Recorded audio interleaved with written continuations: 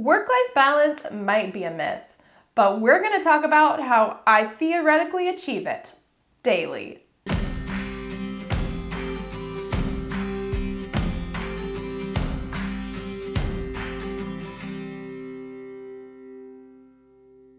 So a while ago over on Instagram, I asked some of my followers to give me some thoughts on topics they'd like me to cover on YouTube. One of the topics that someone came up with was sharing about work-life balance as a photographer and also a mom. For those of you that don't know about my life, I am a new stepmom as of this past November 2022. I have two girls. They are currently 6 and 8, and my husband and I have them half the week every week. And so I kind of have to adjust my rhythm every single week throughout the week, and figuring out how to make that consistent while also getting work done, while also figuring out how to be present with the kids is a little bit tricky, especially as a photographer because my schedule really varies throughout the year. I could have times of the year where most of my work happens between 9 and 5, and then I have times of the year where I'm gone on the weekends or I'm gone on the evenings at photo shoots. So it really varies. So I can't really give a lot of good insight in terms of how I make it work year round. And I feel like this is constantly a work in progress. But for the sake of this video, I'm gonna share my current routine, how I create work-life balance, if that's even possible, and hopefully help you understand how you can have that in your own life. So first, let me walk you through what I do every single morning and how I've learned to do that with kids in the house.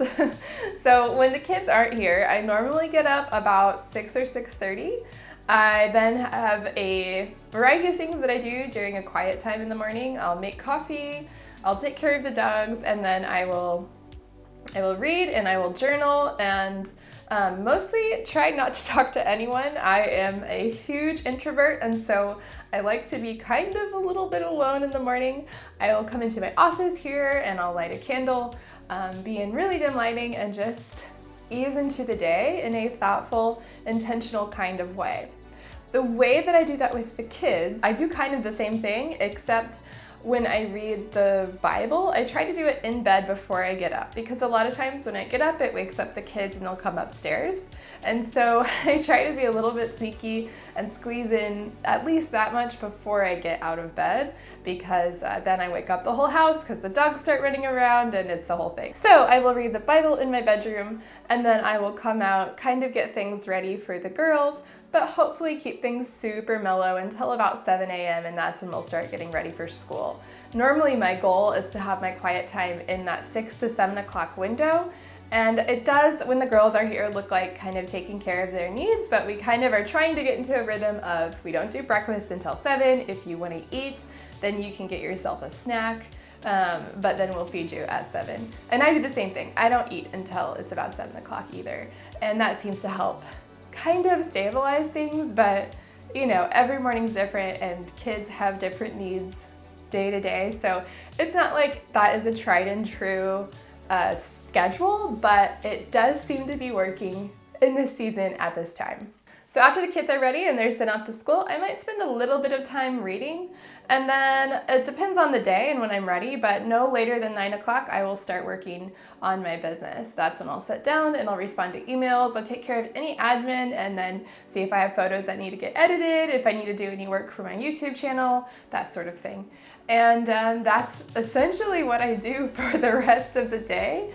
At noon, I like to take a little lunch break, and I'll have a really healthy, yummy lunch of some sort. I've been on this like Southwest salad kick for a while, and then I'll watch Netflix during lunch. I worked my way through Wednesday and I totally loved it. And then I will go back to work, and every day is a little different. I might need to leave for a photo shoot. I might have more editing to do than other days, or I might kind of run out of work at a certain point.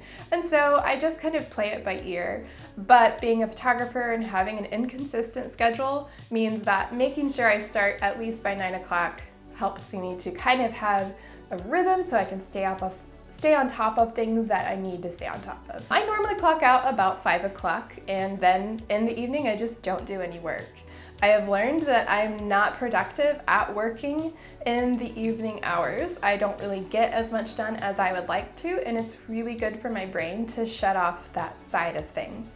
Now, if I'm doing photo shoots or something, it's a little bit different, but I've made a personal rule for myself that I might come home and back up things, but I do not edit photos when I get home because my brain just doesn't need that stimulation late at night. Now, if we have the kids, it's awesome because it means that I'm present with the kids. I'm not worried about working or anything. I am just there with them and it's no big deal. Then after the kids go to bed, or if we don't have the kids, after we have dinner, I spend a lot of evenings reading, and then I'll do that until I'm ready to go to bed, which is normally kind of early, and we don't need to talk about how I will fall asleep at the same time every night no matter what. Okay. During this time, I don't really have much work going on the weekends. I can just feel kind of like a normal person who doesn't work Saturdays and Sundays. I don't have that ability throughout the year because of wedding photography, and a lot of families aren't available until it's the weekend. But I do try to protect those so I can feel kind of like a normal person and be involved with my husband and my family on those days. So as you can see, I've been very intentional about how I structure my life and my days because I am prioritizing the closest relationships in my life. And then I also want to make sure that I tend to my business. And also, you know, squeeze in the things that just like give me life and fill me up. I need to like retreat. And so I love my little like self-care rhythms and then having good like cutoff hours for when I'm working. That makes me more of the type of person I would like to be, as opposed to, you know, if you were just like constantly working and not having boundaries on anything and then becoming kind of a monster. So guys, thank you so much for watching this video today. If you liked it, please give it a thumbs up. If you have any questions, feel free to comment. If you have work-life balance thoughts, share them below. I know it can be a controversial topic, but also it is a cool way to think about getting your life back so that you can live a life that's more intentional and more about quality. And don't forget to subscribe to my channel if you like what you see. Have a good one. Bye.